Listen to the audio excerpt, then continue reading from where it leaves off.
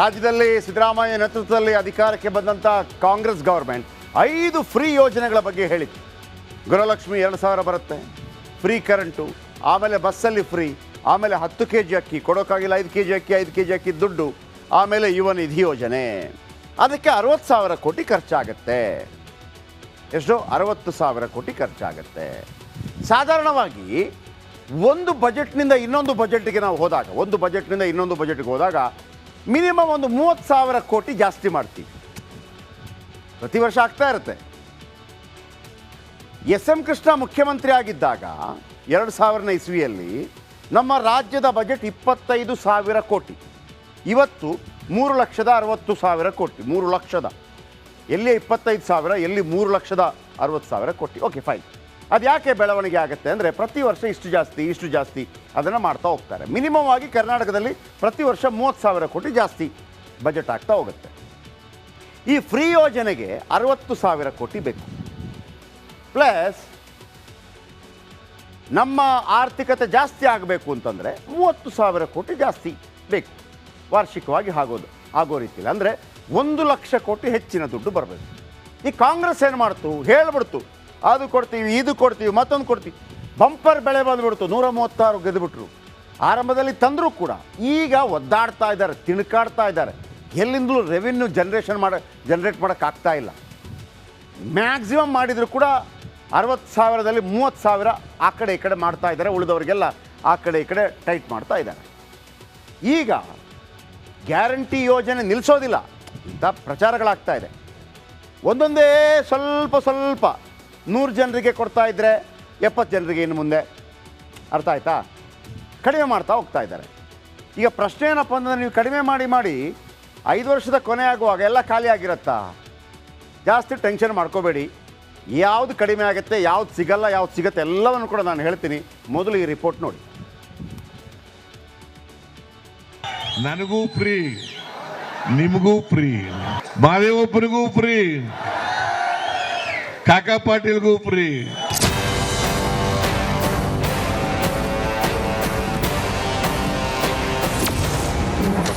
ನುಡಿದಂತೆ ನಡೆಯುತ್ತಿದೆಯಾ ಕಾಂಗ್ರೆಸ್ ಸರ್ಕಾರ? ಕರ್ನಾಟಕದಲ್ಲಿ ಗ್ಯಾರಂಟಿ ಬ್ಯಾನ್ ಮಾಡ್ತಾರಾ? ನಮ್ಮ ಸರ್ಕಾರ ಬಂದಿದೆ, ನಾನು ಜನಗಳಲ್ಲಿ ಮನವಿ ಮಾಡ್ತೀನಿ. ಈಗೇನು ಬೂತ್ ಮೇಲೆ ಲೆಕ್ಕಾಚಾರದ ಮೇಲೆ ಓಟ್ ಆಗೋದು. ಯಾವ ಬೂತಲ್ಲಿ ನಮ್ಗೆ ಜಾಸ್ತಿ ಓಟ್ ಆಗ್ತೀರೋ ಇನ್ನು 5 ವರ್ಷದಲ್ಲಿ 3 ಕೆಲಸ ಮಾಡ್ತೀವಿ, ಇಲ್ಲ ನಾವು ನಿಮಗೆ ನಾವು ಆಲೋಚನೆ ಮಾಡ್ತೀವಿ. ಈಗ ನಾವೆಲ್ಲ ಕಷ್ಟಪಡೋದು ಓಟ್ ಹಾಕ್ಸ್ಕೊಳಕ್ಕೆ ತಾನೆ. 5 ವರ್ಷ ನಮ್ಮ ಸರ್ಕಾರ ಅದೇ. ಯಾವ ಬೂತಲ್ಲಿ ನಮ್ಗೆ ಒಳ್ಳೆ ಲೀಡ್ ಕೊಡ್ತೀರೋ ಆ ಊರಿಗೆ ಕೆಲಸ ಮಾಡ್ತೀವಿ. ಈಗ ನಾವು ನಮ್ಗೆ ಓಟ್ ಹಾಕ್ತಿರೋರ ಬಗ್ಗೆ ನಾವು ಅವಾಗ ಆಲೋಚನೆ ಮಾಡ್ತೀವಿ. ಇವಿಷ್ಟೆಲ್ಲ ಮಾಡಿ ಜನ ನಮ್ಗೆ ಓಟ್ ಹಾಕಲಿಲ್ಲ ಅಂದ್ರೆ, ತಿರಸ್ಕಾರ ಮಾಡಿದ್ರೆ ನಾವೇನ್ ತೀರ್ಮಾನ ಮಾಡ್ಬೇಕು? ಈ ಗ್ಯಾರಂಟಿಗೆ ಬೆಲೆ ಇಲ್ಲ, ಅಕ್ಷತೆಗೆ ಬೆಲೆ ಇದೆ.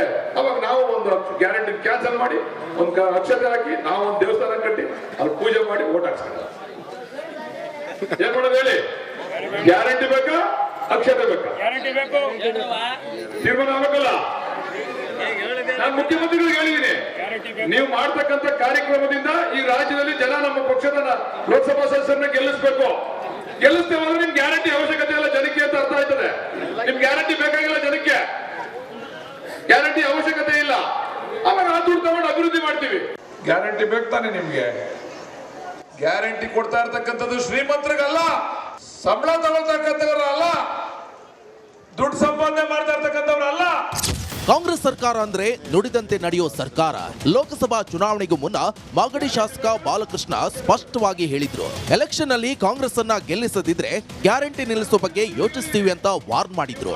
ಆ ಮಾತನ್ನ ಜಾರಿಗೊಳಿಸೋ ಕಾಮಗಾರಿಗೆ ಕಾಂಗ್ರೆಸ್ ಚಾಲನೆ ಕೊಟ್ಟಂತೆ ಕಾಣ್ತಿದೆ.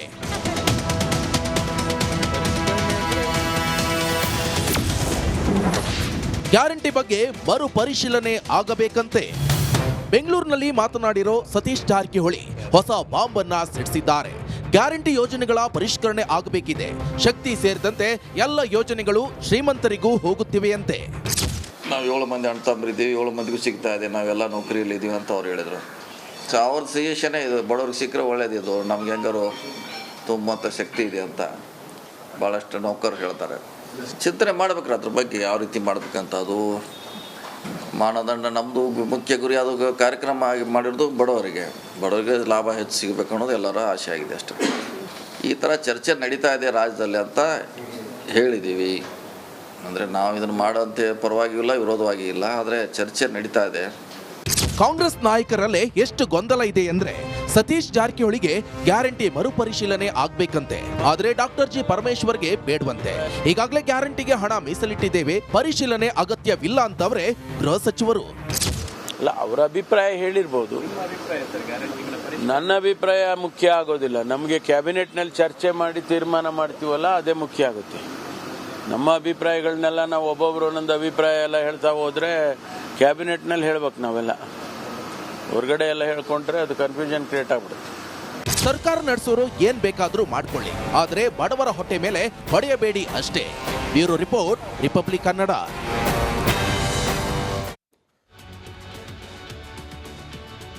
ಓಕೆ, ಈಗ ಗ್ಯಾರಂಟಿ ನಿಲ್ಲಿಸ್ತಾರಂತೆ. ಇದರ ಬಗ್ಗೆ ಮಾಹಿತಿಗಳು ಬರ್ತಾ ಇದೆ. ಗ್ಯಾರಂಟಿ ನಿಲ್ಲಿಸ್ತಾರೆ. ನಮ್ಮ ಪ್ರಶ್ನೆ, ಈಗ ನೀವು ಎಲ್ಲರಿಗೂ ಗ್ಯಾರಂಟಿ ಕೊಟ್ಟಿದ್ರು ಕೂಡ ಎಲ್ಲ ಶ್ರೀಮಂತ ಹೆಣ್ಮಕ್ಳು ಬಸ್ಸಲ್ಲಿ ಓಡಾಡ್ತಾರಾ? ಶ್ರೀಮಂತರು ಬಸ್ಸಲ್ಲಿ ಓಡಾಡ್ತಾರಾ? ರೇಷನ್ ಅಕ್ಕಿ ತಗೊಳ್ಳೋಕೆ ಶ್ರೀಮಂತರು ಬರ್ತಾರಾ? ರೇಷನ್ ಅಕ್ಕಿ ತಗೊಳ್ಳೋಕೆ ಶ್ರೀಮಂತರು ಬರ್ತಾರಾ? ಆಮೇಲೆ ದುಡ್ಡಿದ್ದವರು ಫ್ರೀ ಕರೆಂಟ್ ಕೇಳ್ತಾರಾ? ಒಂದು ಕಡೆ ಅನಿಸುತ್ತೆ ನಮಗೆ, ದುಡ್ಡಿದ್ದವರು ಫ್ರೀ ಕರೆಂಟ್ ಕೇಳ್ತಾರೆ ಅಂತೇಳಿ. ದುಡ್ಡಿರೋ ಮನೆ ಮಕ್ಕಳು ಯುವ ನಿಧಿಗೆ ಕಾಯ್ತಾರಾ? ಮುಂದೆ ಶ್ರೀಮಂತ ಮನೆ ಹೆಣ್ಣು ಮಕ್ಕಳು 2,000ಕ್ಕೆ ಕಾಯ್ತಾರಾ? ಈ ಎಲ್ಲ ಪ್ರಶ್ನೆಗಳು ಉದ್ಭವ ಆಗ್ಬೋದು. ಅದೆಷ್ಟೋ ಹೆಣ್ಣುಮಕ್ಕಳು ಗೃಹಲಕ್ಷ್ಮಿ ಹಣದ ಲಾಭ ಪಡೆದರು. ತುಂಬ ಜನ, ಕೆಲವರು ಮನೆಗೆ ವಾಷಿಂಗ್ ಮೆಷಿನ್ ತಂದರು, ಇನ್ನೂ ಕೆಲವು ಹೆಣ್ಣುಮಕ್ಕಳು ಟಿ ವಿ ತರಿಸ್ಕೊಂಡ್ರು, ಗೃಹಲಕ್ಷ್ಮಿ ಹಣದಲ್ಲಿ ಮೊಬೈಲ್ ಖರೀದಿ ಮಾಡಿದರು. ಇವರೆಲ್ಲ ಶ್ರೀಮಂತರೇನಾ? ನೋಡಿ, ಬಡವರಿಗೆ ಸಿಗ್ತಿರೋ ಯೋಜನೆಯನ್ನು ನಿಲ್ಲಿಸೋ ಪ್ಲ್ಯಾನ್ ಇದ್ದರೆ, ಅಲ್ಲಿ ಬಾಲಕೃಷ್ಣ ಒಂದು ಮಾತನ್ನು ಹೇಳ್ತಾ ಇದ್ರು, ಏನು ಗ್ಯಾರಂಟಿ ಬೇಕೋ ಅಕ್ಷತೆ ಬೇಕಾ ಅಂತೇಳಿ.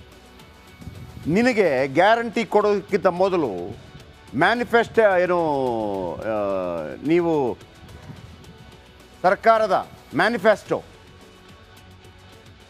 ಆಗ ನಿಮ್ಗೆ ನೆನಪಿರಲಿಲ್ವಾ ಎಲ್ಲರಿಗೂ ಕೊಡಬೇಕಾ ಕೊಡಬಾರ್ದ ಅಂತೇಳಿ? ಈಗ ನಾವು ಕೇಳಲ್ಲ, ಕೊಳೆತ ಮೊಟ್ಟೆ ಬೇಕೋ ಗ್ಯಾರಂಟಿ ಕೊಡ್ತೀರೋ ಅಂತ ನಾವು ಕೇಳಲ್ಲ? ಅವತ್ತೇ ನೀವು ಟ್ರಯಲ್ ಕೊಟ್ಟಿದ್ರಿ ನಿಲ್ಲಿಸ್ತೀವಿ ಅಂತ ಹೇಳಿ. ಯಾಕೆ ಸುಳ್ಳು ಹೇಳಿದ್ರಿ? ಈಗ ಸತೀಶ್ ಜಾರಕಿಹೊಳಿ ಕೂಡ ಹೇಳ್ತಾರೆ, ಇಲ್ಲ ನಾವು ಅದರ ಬಗ್ಗೆ ಚರ್ಚೆ ಮಾಡಬೇಕು, ನಾನು ಅದರ ಪರವಾಗಿಲ್ಲ. ಯಾಕೆ? ಎಲೆಕ್ಷನ್ಗೆ ಹೋಗೋದಕ್ಕಿಂತ ಮೊದಲು ಚರ್ಚೆ ಮಾಡಲಿಕ್ಕೆ ನಿಮಗೆಲ್ಲ ಏನಾಗಿತ್ತು?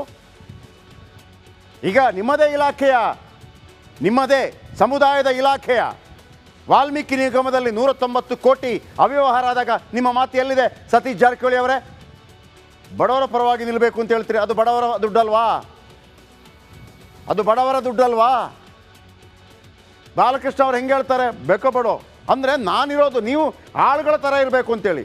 ನಾವು ನಾಳೆಯಿಂದ ಕೊಳೆತ ಟೊಮೆಟೊ ಇಟ್ಕೊಂಡು ಕೇಳ್ತೀವಿ, ಬಾಲಕೃಷ್ಣ ಬೇಕೋ ಬೇಡೋ, MLA ಆಗಬೇಕೋ ಬೇಡೋ?